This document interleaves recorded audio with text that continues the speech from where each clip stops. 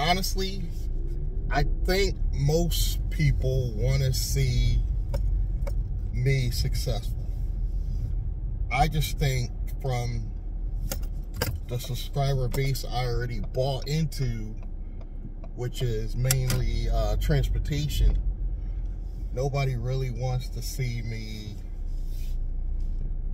do AI tech stuff. I think most people just want me to talk about transportation, Uber and Lyft scamming me. I think they want me to talk about possibly renting vehicles, the whole journey of the transportation side, maybe possibly going into the courier route, medical, transportation. I think people want me to stay in that box because it's what I'm good at. It's what I'm good at talking about because I've lived it for the past 6 years. So I think that's what they mainly want to hear about. But content creation is going to help any business. So it kind of doesn't matter what business niche you're in, what opportunity. Just learning transportation, I think, is going to help that business. Any field you go into, any business you go into, I believe transportation is always going to be a plus for that field, for building that type of business. You know, and because I have AI tools that are getting better, my content creation is automatically getting better. So now that I have enough content, to finally get away from other people's content as much. You know, like Opus Clip is allowing us to do longer clips now, so it's not just 1 minute, you know, clips. YouTube's allowing us to do like up to 90-minute shorts, I believe now. So because I have a tool like Opus Clips, I have the ability to go back to my old content that was performing well, re-clip those, and generate so many more views, guys. You know, I'm hoping Opus Clips finally comes to a point where they could do like a little longer videos, like 5 to 8 minutes. They might have that ability now. I haven't checked in my back office. There are other similar tools in Opus Clips. I don't want you guys to think that's the only one, because I did get offers from other apps, but they didn't work. For some reason, they didn't work as simple for me as Opus Clips does. I think it's opus.pro is the actual website, but use my link if you watching a longer form video. Go to the description box below, use my link so I can get that, you know, a little bit of affiliate money. It's not gonna make me rich or anything, but you know, a few dollars goes a long way when you have multiple people doing it. But yeah, I started going into analytics of all my videos, and video after video, I've tested it. People only want to see my transportation content, mainly about Uber and Lyft. Even the clips on that channel are outperforming most other channels. I've got like technically 6 YouTube channels. One was just like a test, and that's where I used to just to watch like my YouTube stuff on TV. I just use that channel, so it's not a channel that I post on often. But every once in a while, I will even post a rideshare video on that channel, and it even the whole thing. I don't think it's all about necessarily rideshare.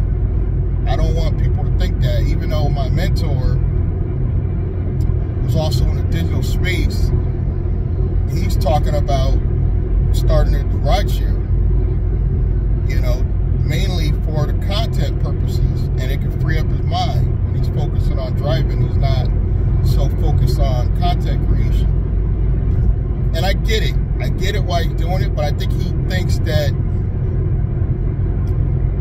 it's because rideshare that these people are blowing up. I don't think it's that. I think it's whatever you have really deep feelings and emotions about, and you have experience. I have more experience as a rideshare driver than somebody that uses AI technology. Let's be real, I'm just learning AI technology. I can't teach you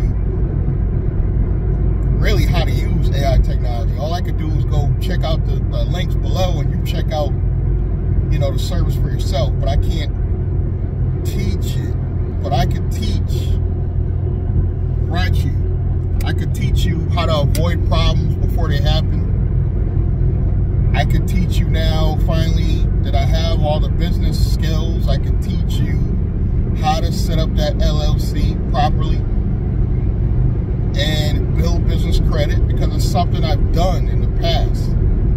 And when I focus on rideshare, which is mainly going to be my Nice Guy Driver channel, I'm still going to have content from my finance channels, because I'm still going to be talking about building a business and building business credit. So I just got to break that up, you know, where it's not all on the Nice Guy Driver channel, where I might come on and receive a new credit line under the rideshare channel, and I can still talk about that on one of the other channels, like Blandry or Chennai Business. Now I have another channel, Bootsy Blanding, that's replacing that channel I no longer use or trying to monetize, which is basically my vlog channel. So it is going to have rideshare content, but it's also going to have content around my family. It's also going to have content around me talking about content creation. So this video will probably go on that channel, because you gotta do stuff outside of rideshare. You gotta have that mindset now. I'm not gonna say rideshare is going away tomorrow, but let's be honest, after that thing with Elon Musk, and he came out, even though a lot of people was like, oh, it's just generic presentation, it wasn't all that, and I kind of get what they were saying, because it wasn't his best presentation. But the technology's already been there a little bit, where a lot of people, I've seen people with my own two eyes riding home in a Tesla, sleep. And I know it's against the law, I get that, but people trust Tesla that much that I literally witnessed somebody like literally slumped over like this, sleep in a Tesla. I would never do that. Not in a million years, even when the technology gets better. But we all experience those times of fatigue. I feel it. I'm one of those people, I don't particularly like driving at night. And there's a lot of events that I don't go to just because I don't want to drive at night. But if I had a Tesla and all I gotta do is watch the road a little bit, I could see myself doing some of the automated car stuff. I could see myself doing it. Even at my age, I can see myself trusting it a little bit. So if the technology gets even better than what it is so far, I would not be surprised if, you know, I see myself going out more, using the co-pilot option to not necessarily drive the whole way, but kind of guide me, because maybe I'm just a little tired and you still don't want to be drinking when you're doing this, but let's be honest, some of us have less places, just a little tipsy, where, you know, you didn't feel safe enough to drive. Now you might consider putting on that automated, whatever you're going to call it, co-pilot in your Tesla. Or maybe you just want to eat on the way. I know we've all experienced that. We've all experienced wanting to take a long drive somewhere. Your food's getting cold. I've definitely seen people eating on the way to where they're going in a Tesla. So it is going to replace a lot of future technology in the way of transportation. Here's my theory on that. If you can't beat them, join them. And I know this goes against what some rideshare drivers believe, but I'm not just building a rideshare alternative. I'm building a private taxi, limousine, delivery service. So if that means that I got to join them, meaning when Elon eventually, let's be honest, it's probably closer to 2030 before this is 100% ironed out the way Elon was talking, I'll be ready with probably enough business credit to go out and purchase one of these vehicles outright under the company. Now that Tesla is not just a Tesla, it's a business asset that's going to make you money without a driver. This is what I mean by if you can't beat them, join them. Now, this doesn't mean you got to fire your current drivers, because there's always going to be people that want actual drivers. But think about this. Elon's going to give us the ability to use these vehicles to make money. We can start doing this under our own business umbrella. You know, think about that. Now it's under your own business umbrella. Now you don't have to look at it as, oh, Tesla's taking my job, because the car's still going to make money for you. And I'm not saying it's going to be tomorrow. It might take you a really long time, and there won't be many people that will get in your car fully automated. Not everybody's not going to risk that. Let's just keep it real. But I suspect that some people under 30 will. You know, under 30 at the time of the launch of this. And I suspect that, like I said, even myself, speaking of the devil, I just saw one of the trucks, the Cybertrucks. That's funny. I'm starting to see more and more of the Cybertrucks now, even though they look hideous. Hit me in the comments if you think the Cybertruck looks hideous. It looks hideous to me. They definitely got to come out with a new shape for the truck. But the Cyber Taxi that Elon showed looked basically like a regular Tesla with hubcaps. I'm pretty sure that's going to evolve, that whole look of it. That's pretty much going to change. But I like where Elon's going, but he's a little bit out there with the timeline, because he's talking like 2026. These will be starting to be rolled out. And then the robot, you got to give him credit for the robot as well. The robot, even if it does basic functions, picture this, guys. You have your own event space. When people walk in, you have one of these robots greet them. That's all it has to do, is greet them. You have a private member club, and when they come to the door, the robot greets them. You also have another employee come out, watching them, make sure they don't, they don't kick and punch the robot for any reason. But you let the robot greet them. That is a wow factor that will blow people away.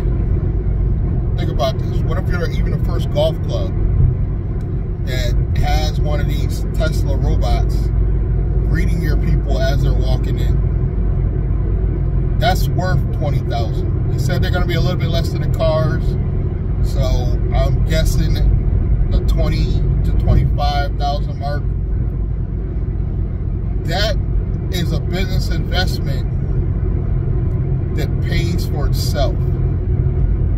If you get that wow factor, and let's say you get one of the smaller news stations to do a story on your club, and you're one of the first clubs that has one of these bots greeting their customers.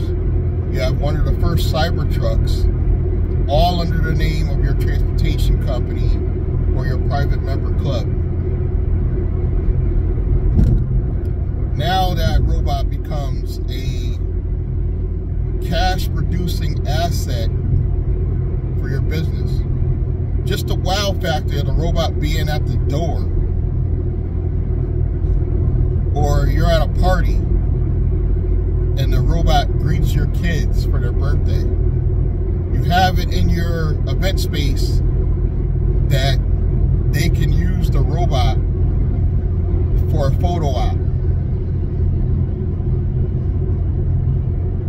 Now you brought value to your event space because you have a robot that people are literally signing up and coming to your event space because you have one of these first Tesla bots. So even if it is 2030, most of you that watch my channel are between 40 and 55. You'll still be around, God willing. Provided a freak of nature accident don't happen. You guys will still be around to see this technology. I'm thinking more on lines 2030. Elon's talking about 2026. That's kind of soon.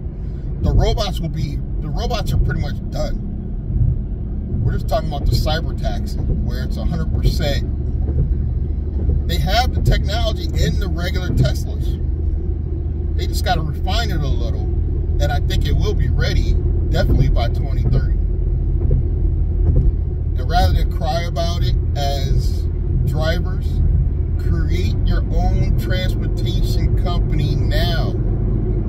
Start putting your same Uber and Lyft money in that same company. So that's the beauty of it. You don't have to do anything different.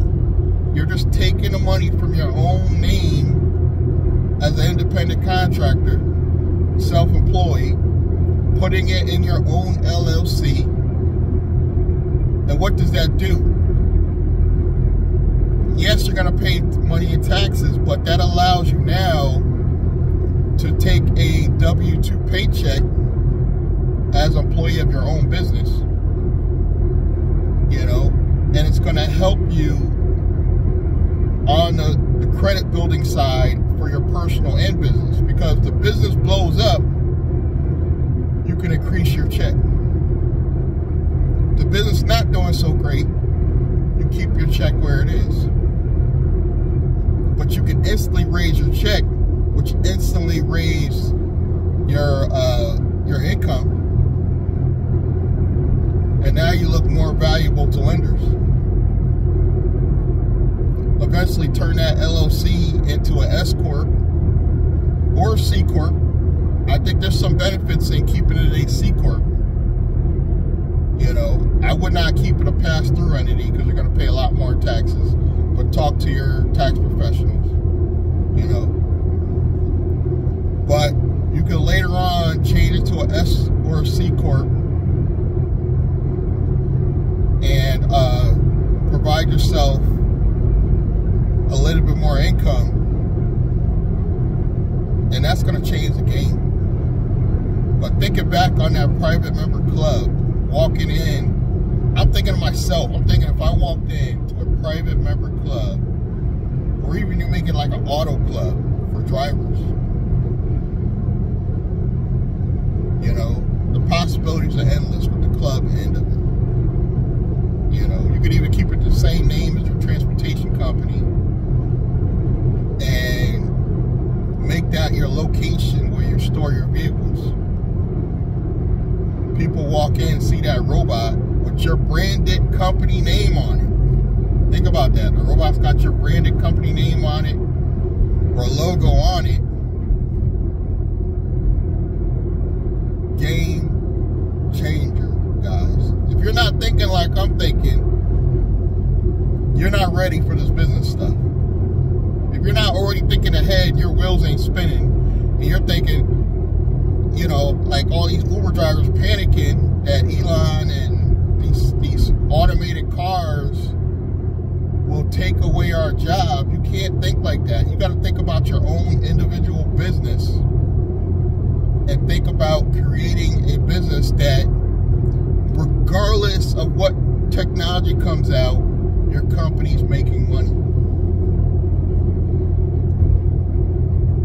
I would say pivot. I would say start the transportation company, and even if transportation as a whole is slow, you could transition, like I said, to doing other things because you got business credit, you've got capital.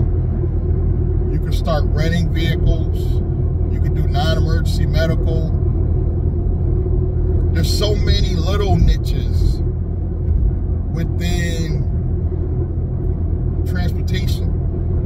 You can even turn around and be like, you know what? I'm going to be the guy in my state that teaches Uber drivers how to go private and how to protect yourself from the future. That's where I'm going with it. And I want to thank you guys that been giving me positive feedback and supporting the channel. I'm getting more positive comments. I had one hater that I just could not get rid of. He kept coming back. He'll go away. He'll come back, change his name. And the dumb thing about him, he kept the name very similar. It was the same name. He just changed the numbers on the end. Finally got rid of him. And ever since, I've been seeing more positive feedback from you guys. You're going to get negativity. That's part of the game of YouTube. But if I can avoid it when it's unnecessary, I will. Like, if you give a positive critique, like, well, maybe you should do this. Or even when people say maybe you should go get a job, I don't mind that so much. But when people come on here and they're like die-hard Uber platform people, where they're like, oh, don't talk bad about Uber, don't bite the hand that feeds you. I hate that crap. I hate it. If you start spitting that crap in my comments, you will be deleted and blocked. I don't care how much you think you're a supporter. At that point, you're a hater in my mind. The apps are not here. The apps started this wave. I get it, but the apps are not designed to make us more money. They're designed to make the company more money. So you have to start thinking like they think. What do I got to do to build a company and focus on building more money for my own economy and my own company? And stop acting like these apps are God. Uber and Lyft are not God. When these other apps come out, and even then, I think you should start your own business. Even when you're on these other apps. And the beauty about all this is you can fund your transportation company with different apps. You could do Roadie. You could do other apps other than just Uber and Lyft and still fund this. That's why I like this. I'm calling it a transportation company, but it don't necessarily have to be a transportation company. It could just be a company where you fund everything through apps. I just like to say transportation because when you go to the bank, that's what they understand. You know, they're going to ask you what code or what business you're going into. And taxi and delivery is lower risk than trucking. So I definitely would not say trucking, you know, by any means. Even if you are going to trucking, I would do taxi and delivery as your NAICS code and do other things. There's nothing saying that you can't go do car rentals under that same code. There's nothing saying you can't do non-emergency medical under that same code. You might have to get more licenses, but you can still operate under that same taxi and delivery code, which I would say is probably the lowest risk code as far as transportation goes. We're also going to be talking about business names and why everybody in transportation is doing it wrong. You know, I think, my opinion, everybody's doing it wrong because they got rides, transportation, Rideshare, all these names, all these things in their name that automatically tell the bank they're higher risk. I would do a generic name, something Empire, so that it doesn't trigger when you're going for loans and grants.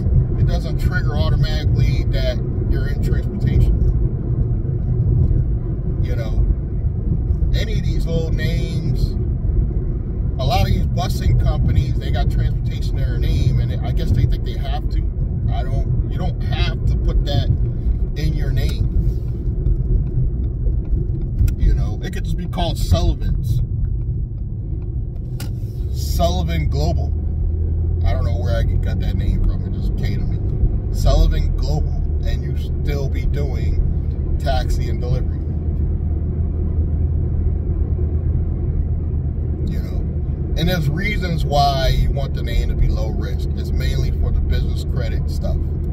But we're going to go through phases, and this is going to give me a lot of opportunity to make a lot of content, because there's so much to talk about and there's so much to complain about with Uber and Lyft. So I'm never going to run out of content. Never. Even if I get away from talking about Uber and Lyft, there's still a lot to talk about in transportation in general.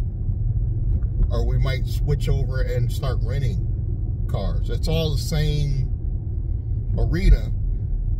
And by my main transportation channel being just called Nice Guy Driver, I'm not stuck in that niche of just Uber and Lyft, if that makes sense. Well, I just got to my my daughter and my granddaughter's house. I just wanted to share that with you guys. You know, I know it was a little glaring, most of it, but thank you guys for listening to me rant. Subscribe, like, comment, and I'm going to see you guys in the next one. Thank you.